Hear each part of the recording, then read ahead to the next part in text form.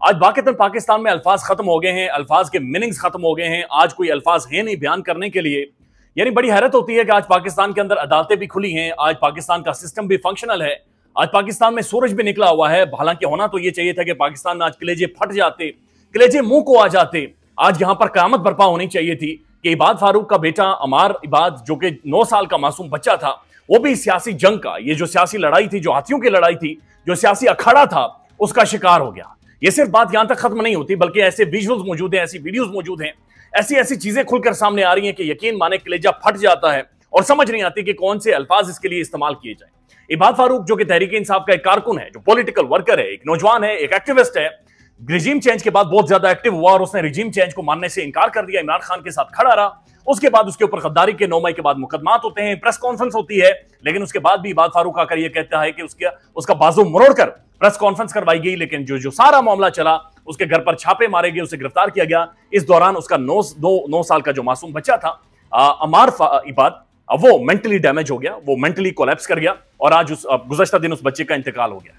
इबाद फारूक के ऊपर गद्दारी के मुकदमात है, लेकिन ये अजीबोगरीब गद्दार है, यानी समझ से बाहर है कि कैसे गद्दार हैं कि अपने बेटे को जब वो दफन करने के लिए आया, अपने लाडले मासूम 9 साल के बच्चे को तो पाकिस्तानी परचम में लपेट कर दफन कर रहा है, अपने बेटे के जनाजे पर खड़ा है, तो ये गद्दार पाकिस्तान जिंदाबाद के नारे लगाता है। यानी समझ से बाहर है, अल्फाज अपना माना खो चुके हैं, अल्फाज नहीं मिल रहे कि कैसे इन गद्दारों को हम डिफाइन करेंगे जो पाकिस्तान जिंदाबाद के नारे अपने बेटे के जनाजे के ऊपर खड़े होकर लगा रहे हैं, जो अपने बेटे को पाकिस्तानी परचम में लिपेट कर दफन कर रहे हैं, लेकिन ये इस मुल्क के अंदर गद्दार हैं। 2 ऐसी वीडियोस हैं जिन वीडियोस ने सीना छलनी करके रख दिया है। एक तो वीडियो वो है कि जहां पर इबाद फारूक अपने बेटे की नमाज जनाजा अदा कर रहे हैं और साथ खड़ा पुलिस वाला जो पीछे खड़ा है, उसने इबाद फारूक को शलवार से कस के पकड़ा हुआ है। इबाद फारूक ने अपने बेटे के जनाजे से कहां पर भागना था, लेकिन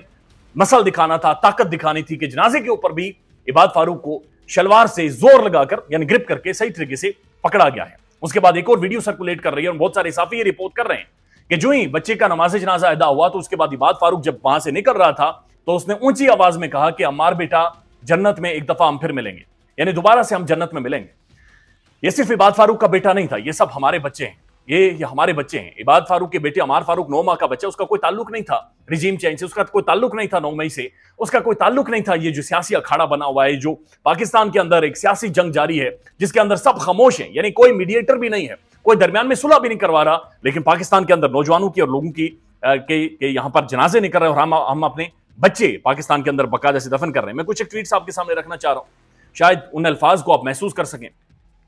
फहीम अख्तर साहब लिखते हैं कि हाय हाय जालिमो, छोटा बच्चा था, इसको कम से कम तदफीन तक तो वहां पर रहने देते, अपने हाथों से जिगर के टुकड़े को अल्लाह के सुपुर्द करता। यकीन करें ये जुल्म सबसे भारी है, बद्दुआएं निकल रही हैं, अल्लाह जरूर बदला लेगा इस जुल्म का इंशाअल्लाह। और पूरे पाकिस्तान में वाकईतन बद्दुआएं निकल रही हैं। मैं देख रहा था साकिब बशीर साहब का एक ट्वीट, उनका यह कहना था कि ये सिस्टम टूट रहा है, बल्कि सिस्टम कोलैप्स हो रहा है, सिस्टम फारिग हो गया है। सिस्टम को डिफाइन करने के लिए अल्फाज अपना मानी खो चुके हैं और अल्फाज भी आज पाकिस्तान के अंदर हमें नहीं मिल रहे। उसके बाद जनाब अरसलान बलोच साहब लिखते हैं कि बाप अपने बेटे का जनाजा पढ़ रहा था, पीछे टोपी पहने शख्स ने इबाद को शलवार से पकड़ा हुआ था,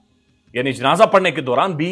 उसके वालिद को शलवार से पकड़ कर रखा गया था। नजम अली खान साहब लिखते हैं इबाद फारूक के बेटे की कसम पुरसी से मरने का प्रोपेगेंडा करने वाले बताएं, बाप इमरान खान को 1 करोड़ रुपए दे सकता है मगर अपने बेटे का किसी अच्छे अस्पताल से इलाज नहीं करवा सकता। यानी हुआ यह है कि ना सिर्फ इबाद फारूक के का जो बेटा उसका इंतकाल हुआ, बल्कि उसके बाद कुछ मखसूस किस्म के साफी और ट्विटरीज और ज़हनी मरीज लोग पाकिस्तान के सोशल मीडिया पर एक्टिव होते हैं और वो कहते हैं जी इबाद फारूक का ये बेटा ये पहले से मरीज था, ये बच्चा पहले से बीमार था और इबाद फारूक इसका इलाज नहीं करवा रहा था और बुनियादी तौर पर अब ये प्रोपेगेंडा कर रहे हैं, यानी इस लाश के ऊपर, इस जनाजे के ऊपर ये प्रोपेगेंडा कर रहे हैं कि इबाद फारूक का बच्चा, जो पुलिस ने छापे मारे, जो इदारों ने छापे मारे इबाद फारूक के घर में रात 3 बजे, 12 बजे, 2 बजे, 1 बजे इबाद फारूक को, उसकी बेगम को, इसकी दादी को घसीट कर लेकर गए। इस वजह से बच्चे के ज़हन पर कोई फर्क नहीं पड़ा, बल्कि बच्चा पहले से बीमार था। यानी हालांकि ऐसे वीडियो सोशल मीडिया के ऊपर मौजूद हैं और यानी ऐसे भी लोग मौजूद हैं, यानी ऐसे भी ज़मीर फरोश लोग मौजूद हैं, ऐसे भी घटिया ज़हनियत वाले लोग मौजूद हैं कि आज वो बच्चे के ऊपर भी, यानी जो कुछ हो रहा है पाकिस्तान में, उसे प्रोपेगेंडा करार दे रहे हैं। उसके बाद नजम अली खान साहब लिखते हैं कि अफसोस ये सब सौदागर हैं, पहले टिकटों के लिए सौदागरी की और अब बच्चे की लाश पर हो रही है, बेटे इन्हें इंसाफ, इन्हें माफ मत करना। इबाद फारूक का बेटा अमार फारूक, आज पाकिस्तान भर में उसका नमाज जनाजा अदा किया जा रहा है, पूरे पाकिस्तान में नमाज जनाजा और ये भी अनप्रेसिडेंटेड है, ये चीजें भी गैर मामूली हैं कि गद्दार के बेटे जिसके ऊपर गद्दारी के मुकदमात हैं, पूरा पाकिस्तान आज उसका नमाज जनाजा अदा कर रहा है। तारिक मतीन साहब लिखते हैं मैं जानना चाहता हूं कि इसलिए एक एक करके मैंने सबकी टाइमलाइन देखी,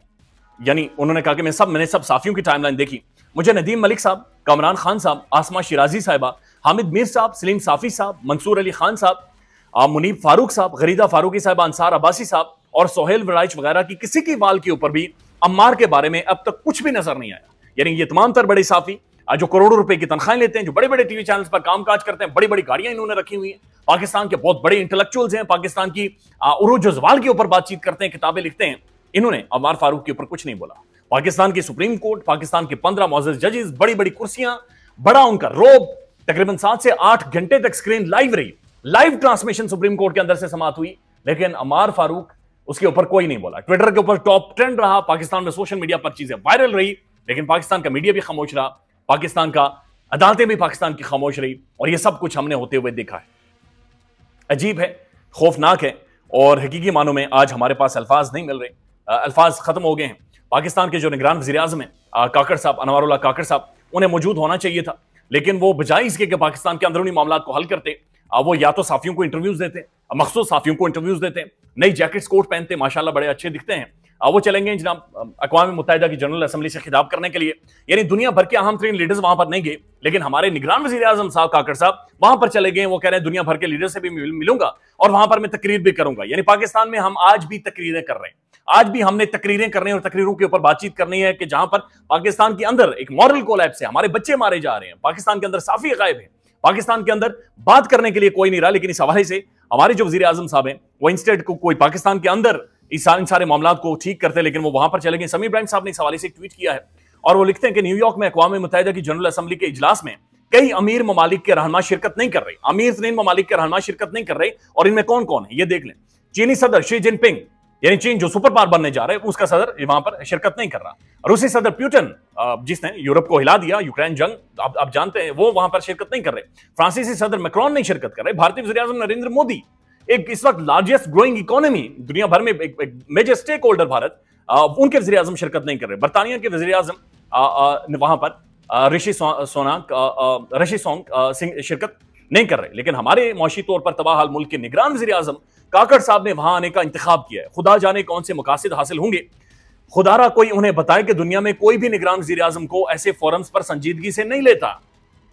क्योंकि सब जानते हैं कि इन्हें इंतखाबात में मुआवनत के लिए एक खास काम दिया गया है, एक उबूरी इंतजाम के तौर पर महज चंद माह के लिए लाया गया है, और इनके पास कोई मकबूल मैंडेट नहीं है। यानी ये समझ से बाहर है कि एक निगरान वज़ीर आज़म जिनको सिर्फ इसलिए लाया जाता है कि आपने इंतखाबात करवाने, आपने मुल्क में इंतखाबात करवाने और कोई फैसला नहीं लेना और उसके बाद आप वापस चले जाएं, लेकिन वो दुनिया के वर्ल्ड लीडर्स के सामने, दुनिया के बहुत बड़े प्लेटफॉर्म के ऊपर पाकिस्तान की नुमाइंदगी करने चले गए हैं। हालांकि यही समीर इब्राहिम साहब सवाल उठा रहे हैं कि इन्हें संजीदा कौन लेगा। यानी दुनिया ये समझती है कि ये 2-3 माह के मेहमान है, उसके बाद इन्होंने इंतखाबात करवाने और चले जाना, इनके पास मैंडेट ही नहीं है, इनके पीछे आवाम ही नहीं खड़ी, 4 वोट इन्हें नहीं मिले हुए, लेकिन वहां पर जाकर इन्होंने तकरीर करनी है और वहां पर तकरीर होनी है, और यहां पर पाकिस्तानी अपने जनाजे उठा रहे हैं, यहां पर खौफ है, यहां पर टेरर है।